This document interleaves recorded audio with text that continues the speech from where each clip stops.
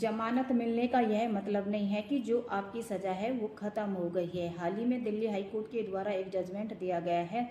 जिसकी सुनवाई न्यायमूर्ति रेखा पाटिल के द्वारा की जा रही थी। उनके द्वारा कहा गया है कि यदि कोई व्यक्ति कानूनी कार्रवाइयों को झेल रहा है या अपील की सुनवाई तक उसे की सज़ा को कम कर दिया जाता है या उसको जमानत पर छोड़ दिया जाता है या इतने अपील की सुनवाई हो तो उसकी सज़ा को निलंबित कर दिया जाता है, तो इसका मतलब यह नहीं है कि वह अपराध से मुक्त हो गया है या उसकी जो सज़ा है वो ख़त्म हो गई है। यह मामला संतोष कुमार वर्सेस दिल्ली जल बोर्ड से जुड़ा हुआ है, जिसमें कि याचिकाकर्ता को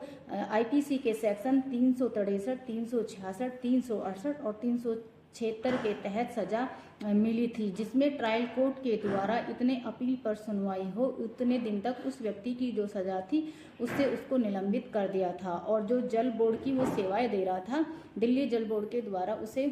भी निकाल दिया था। तो इस पर न्यायमूर्ति रेखा पाटिल के द्वारा कहा गया है कि यदि किसी व्यक्ति की जो